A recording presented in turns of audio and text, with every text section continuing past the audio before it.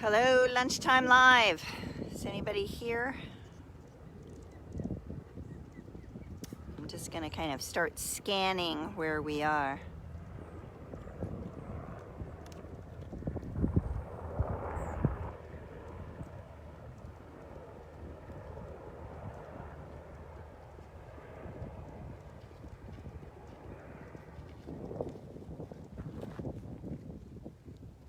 Okay.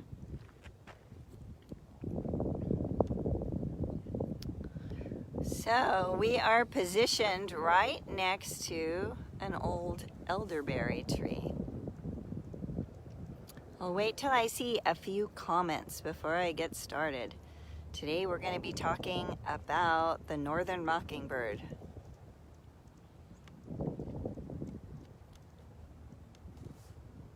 Anybody there?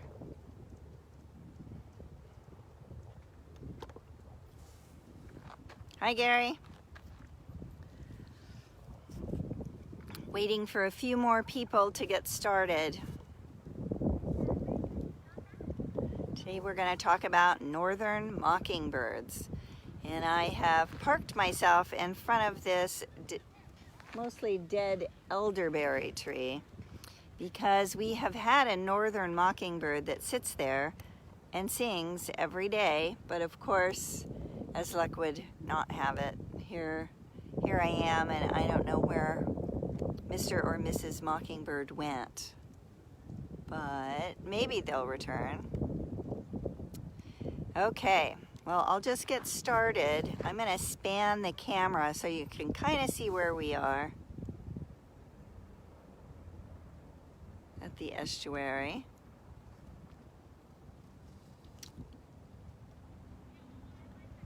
So, all right.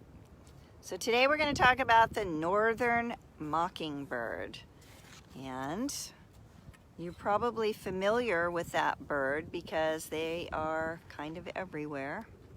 They are in the family Mimidae, and their scientific name is Mimus polyglottos, which means many-tongued mimic, because they can sing like 200 songs, and a lot of those songs are mimicking others. They are related to thrashers, who are also really good singers. And let me show you what they look like. There, whoops, whoa, there is a mockingbird. So you can see they've got, they're gray, kind of a gray-brown on top and lighter underneath. And they have yellow eyes and straight, slightly down curved, slender beak, and they have wing bars. So wing bars are these little white bars on their dark wings, and they also have a dark tail, which often is in this position. Now let me show you what it looks like when they fly, because they also have a white patch on their wing that you can't see, and they have their outer tail feathers are white. So when they are in flight, it's kind of windy today, you can see that white patch and those outer white feathers on their tail. Hi, Donna. So they're a pretty big bird, but they're slender, and their wings they're short and rounded as wings go. Let me show you that one more time. See how rounded the wings are? And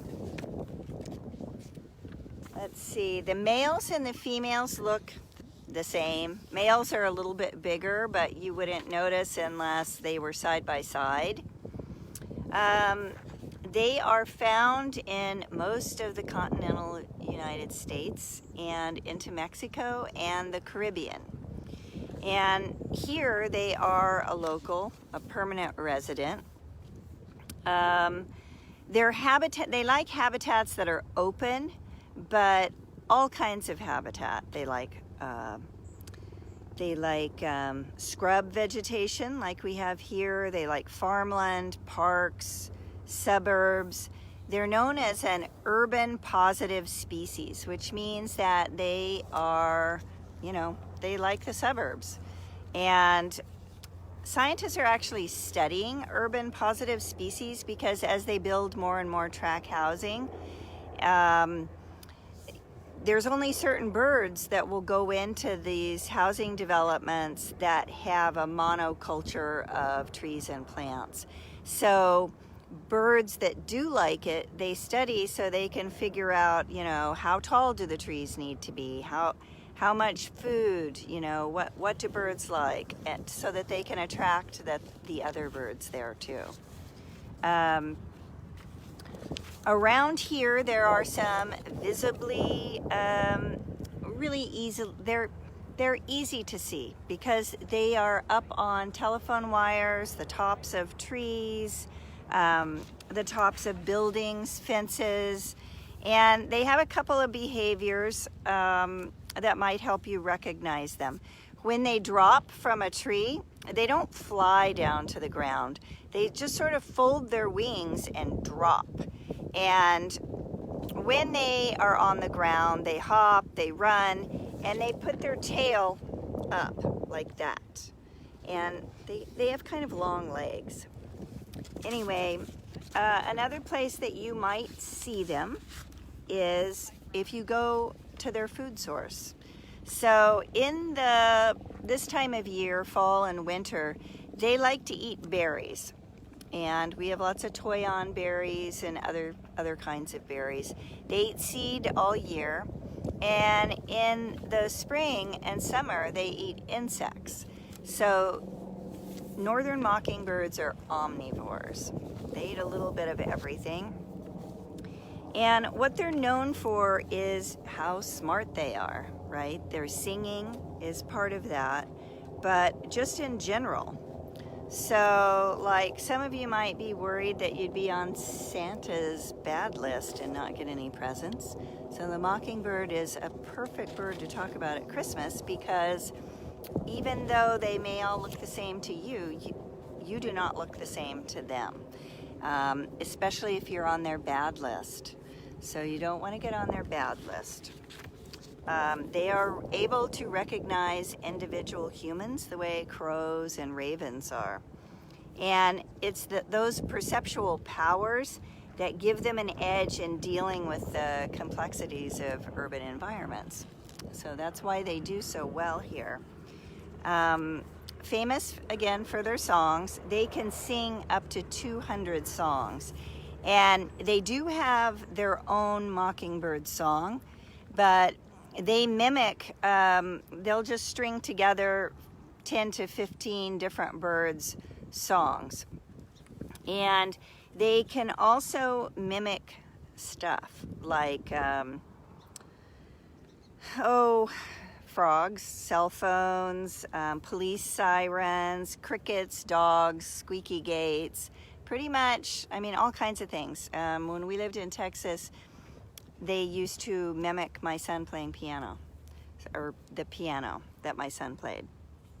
And they're most likely, kind of like us, to mimic songs acoustically like the pitch and rhythm of their own voice. So scientists think that their mimicking is to impress a mate because the other birds that they are mimicking don't seem to care, don't seem to pay it any mind. And also, once they are mated and they mate for life, they shorten their songs, and their songs are a little bit more subdued. So they feel like, it's finding a mate related. And Donna, you are right. They will definitely attack you during nesting season. So I'm going to get to that territorial behavior in just a minute. Scientists used to think that they were open-ended learners, which means that they learn their entire life as they go along. But some scientists think that they're close-ended, and a close-ended learner has to learn all of this in 1 year. So, and they also sing at night, which most birds don't do. They especially like to sing full moons in the springtime. Okay, so territories, yes. They are very territorial, and they have the unique habit of defending 2 territories. So one territory is their breeding territory. And then in the winter, when food is a little scarcer, they defend their feeding territory. And their territories are like 1 to 2 acres. And what they do, if they're having a boundary dispute, is the females will fend off the other females, and the males will fend off the males. And they go to the edge of the boundary and kind of have a face-off where they hop back and forth until one of them flees and the other one will chase it. If they don't flee, they get into a little squabble with wings, pecking, claws, you name it. And they'll get into a big tussle.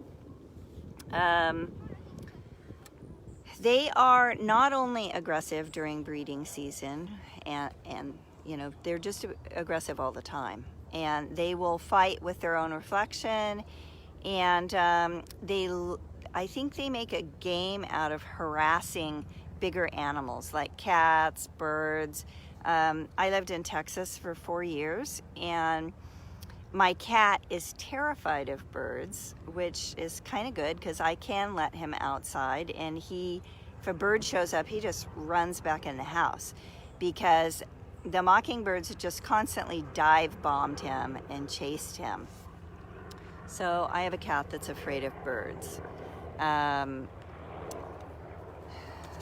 far as breeding goes, they pretty much sing while they're flying to impress their future mate. And they also, they will drop down kind of slowly. And I think that's what this is a picture of.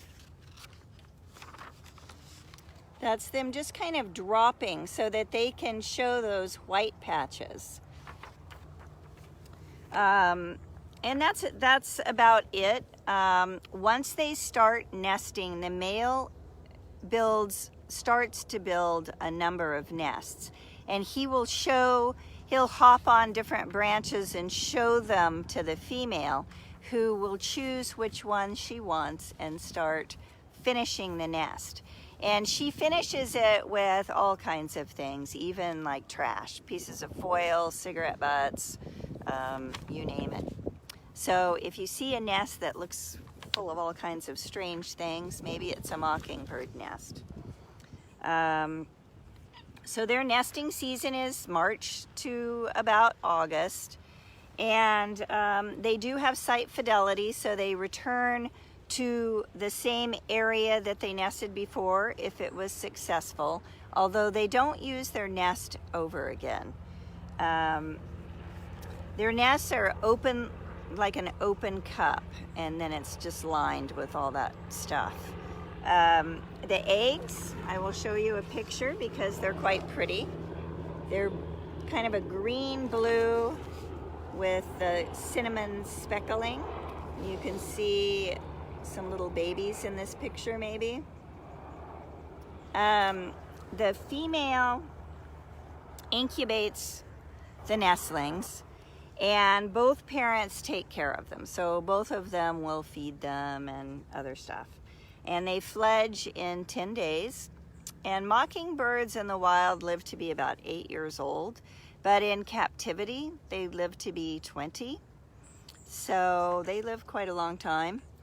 And a few fun facts is that they are the state bird of 5 different states: Arkansas, Florida, Mississippi, Tennessee, and Texas.